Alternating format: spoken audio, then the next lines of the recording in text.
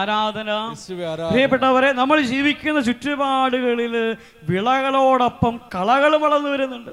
നമ്മുടെ ഹൃദയത്തിൽ കളകൾ വളരുന്നുണ്ട്. നമ്മളൊരു പക്ഷേ അതിനെപ്പറ്റി ശ്രദ്ധിക്കാത്തതുകൊണ്ടായിരിക്കാം പല കളകളെ തിരിച്ചറിയാൻ പറ്റുന്നില്ല. വചനം പറയാണ്, ഈ വിളകളും കളകളും കാഴ്ചയിൽ ചിലപ്പോൾ ഒരുപോലെ തോന്നിയേക്കാം.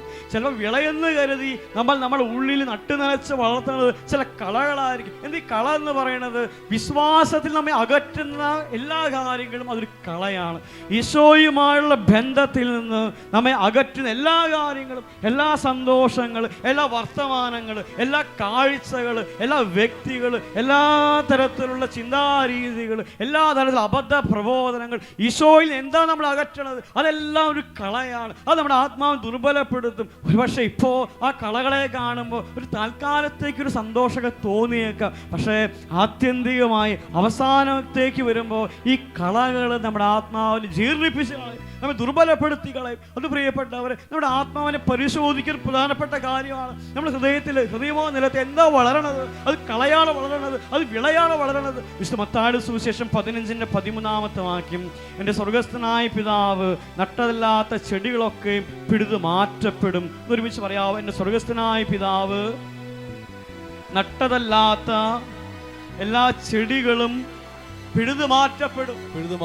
നമ്മുടെ ഹൃദയത്തിൽ വളരേണ്ടത് സ്വർഗസ്ഥനായ പിതാവ് നട്ട ചെടികളാണ്. ഏതൊക്കെയാണ് ആ ചെടികൾ? ഏതൊക്കെയാണ് ആ വിളകൾ? സ്വർഗസ്ഥനായ പിതാവ് നട്ട വിളകൾ ഏതൊക്കെയാണ്? അത് പരിശുദ്ധാത്മാവിൻ്റെ ഫലങ്ങളാണ്.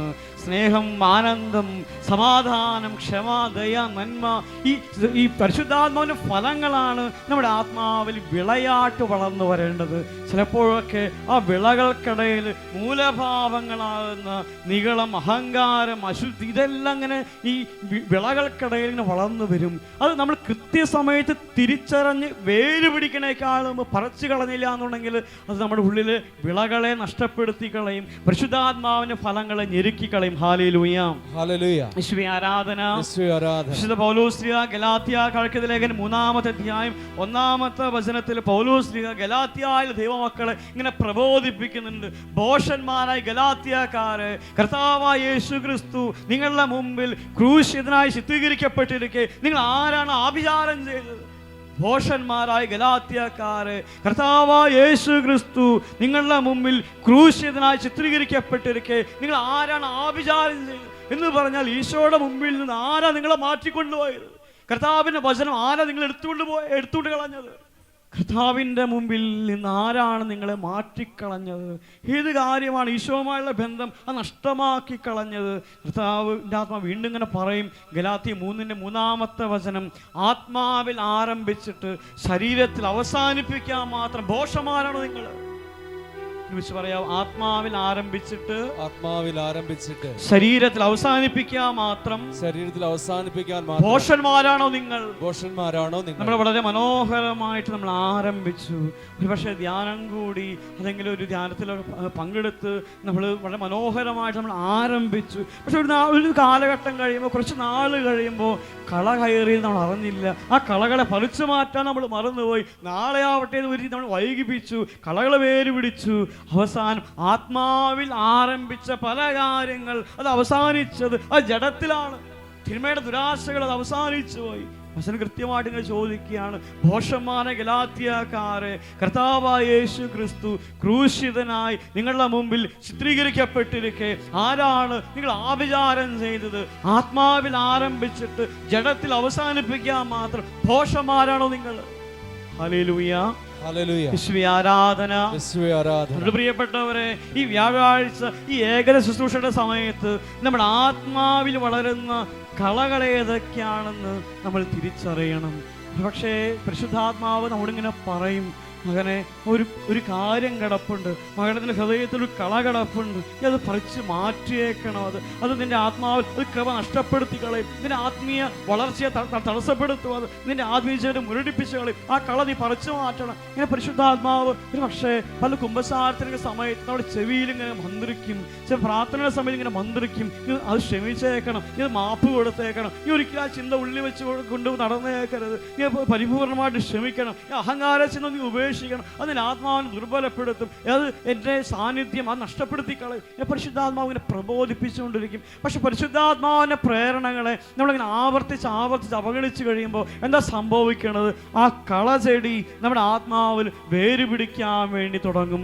ഒരു മുൾച്ചെടി നമ്മുടെ വീടിൻ്റെ മുറ്റത്ത് അത് മുളച്ചു പൊന്തുമ്പോൾ അത് പറിച്ചു മാറ്റാൻ എളുപ്പമാണ്. പക്ഷെ ഒരു കാലഘട്ടം കഴിയുമ്പോൾ ആ മുൾച്ചെടി അത് വളരാൻ വേണ്ടി തുടങ്ങും. നമ്മൾ വിചാരിക്കും അത് പിന്നെ പറിച്ച് മാറ്റാമെന്ന് വിചാരിക്കും. സമയം ഇങ്ങനെ പോകും, ദിവസങ്ങൾ ഇങ്ങനെ പോകും. ദിവസം കൂടുന്തോറും ആ മുൾച്ചെടി ആഴത്തിലേക്ക് വേരിറക്കാൻ തുടങ്ങും. അതിൻ്റെ തണ്ടിന് അതിൻ്റെ ശാഖകൾക്കൊക്കെ ബലം വരാൻ തുടങ്ങും. അതിൻ്റെ മുള്ളുകൾക്ക് മൂർച്ച വരാൻ തുടങ്ങും.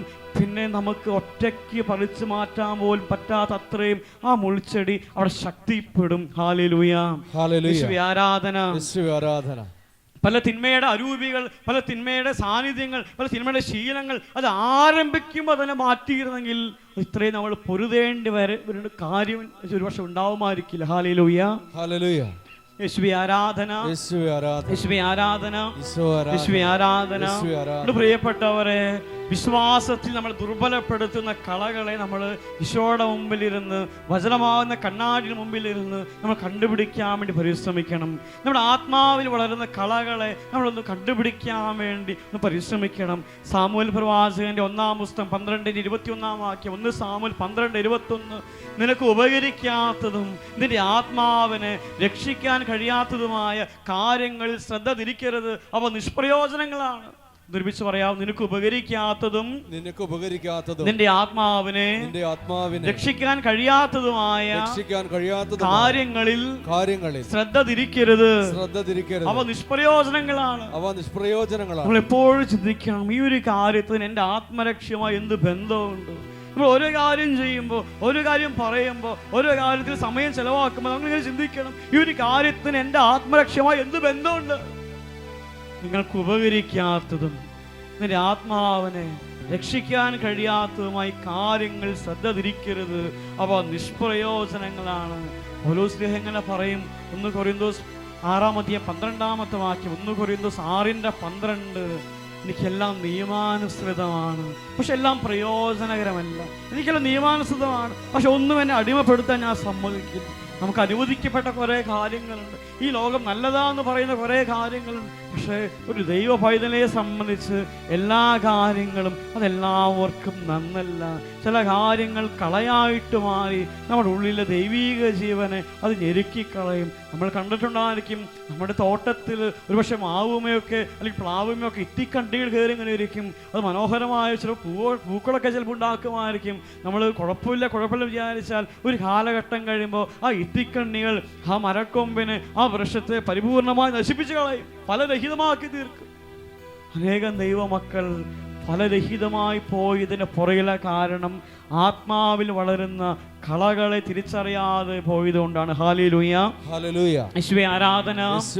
അതുകൊണ്ട് സുഭാഷിതങ്ങളുടെ പുസ്തകം 4:23 വചനം, കർത്താവ് ആ വചനത്തിലൂടെ നമ്മോട് ഇങ്ങനെ പറയും, നിന്റെ ഹൃദയത്തെ ജാഗരൂകതയോടെ കാത്തു സൂക്ഷിക്കുക, ജീവന്റെ ഉറവകൾ അതിൽ നിന്നാണ് പുറപ്പെടുന്നത്. നിന്റെ ഹൃദയത്തെ ജാഗരൂകതയോടെ കാത്തു സൂക്ഷിക്കണം, കാരണം ജീവന്റെ ഉറവകൾ അതിൽ നിന്നാണ് പുറപ്പെടുന്നത്. ഒരുമിച്ച് പറയാവോ? നിന്റെ ഹൃദയത്തെ ജാഗരൂകതയോടെ കാത്തു സൂക്ഷിക്കുവിൻ, എന്തെന്നാൽ ജീവന്റെ ഉറവകൾ അതിൽ നിന്നാണ് പുറപ്പെടുന്നത്.